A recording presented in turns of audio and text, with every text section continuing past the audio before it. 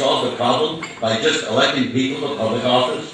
Let me tell you, you can't. What you do on election day is merely give your power away. And then you beg the people to do the right thing, and they've learned the lingo, how they can talk to you and stroke you down to make you feel. But then those who feel deeply wind up having to protest, shame themselves, get themselves thrown in jail because they feel so deeply about what their country is doing. There's an answer, and it's the people. Two venues. The government, where the problem lies, or the people. I have a law taking me 10 years to write it. It's called the National Initiative for Democracy. And it will empower you as citizens in every single jurisdiction of the United States to be able to make laws in partnership with your elected officials. Think of what that means. The people can make the policy decisions, and the people who hold elective office can do a better job in the day-to-day operations of government. That's a win-win. Now, you can have, we're so proud of our checks and balances. Yeah, we got 3 of them. And so in one party, whether Democrat or Republican, we saw that for the last 6 years, where the Congress, controlled by the Republicans, lays down like a rug, the judiciary permits an election to be stolen, and the imperial presidency goes to war when nobody wants to go to war without justification.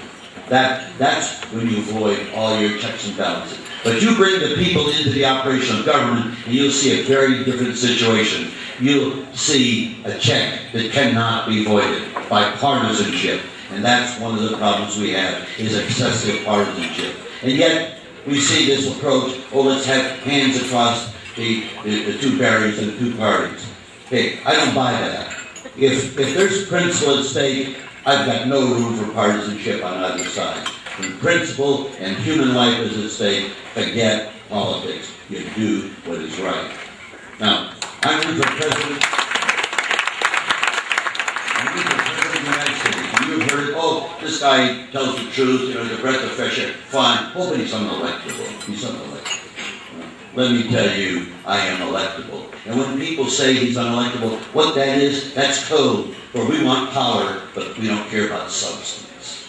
That's right. And what happens is in life, when you vote for power and greed that goes along with it, and all the rest, and you have no substance, you wind up with nothing. You're out there begging your elected officials to do what's right, and you know they're not doing the job. And that's what's going on today. I am electable. And I can promise you one thing, I don't think anybody knows what's going on in this election this year. Have you ever seen a period where you got $100 million raised in the primary? That's what's going on.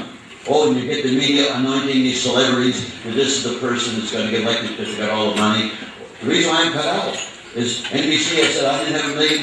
You're right. You're right. I don't have $1 million. You know something?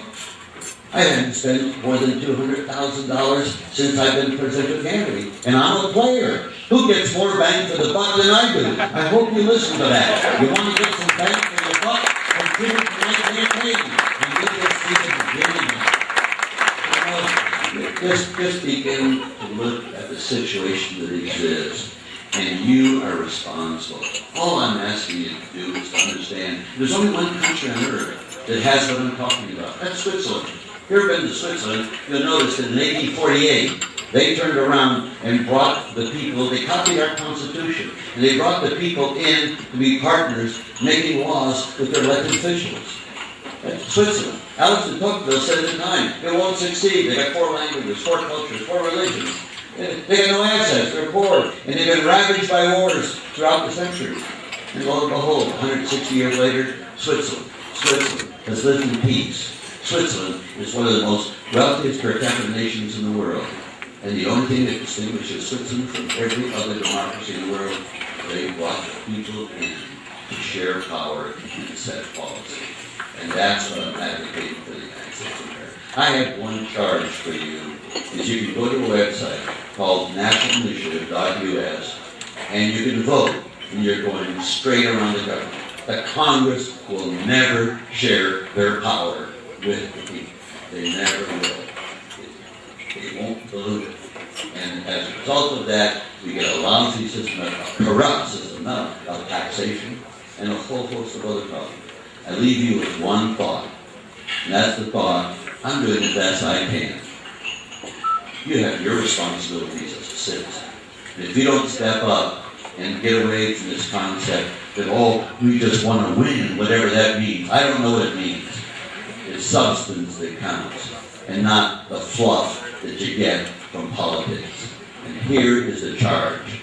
What I'm trying to do is to change the paradigm of human governance. If we can do it in this country, it will go around the world like wildfire, where the people can begin to take charge. I've copied the procedures of the Senate, and we've tweaked them so that in every single area that the people can use it at the local level, state level, federal level.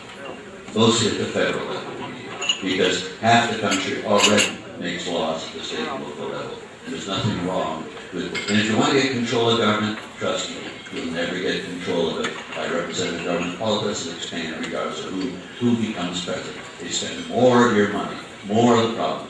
But the people have a basic reserve, a basic conservatism. You know why? They know it's their money. Again, help me bring about the change in human paradigm of governance. That's your charge. Thank you.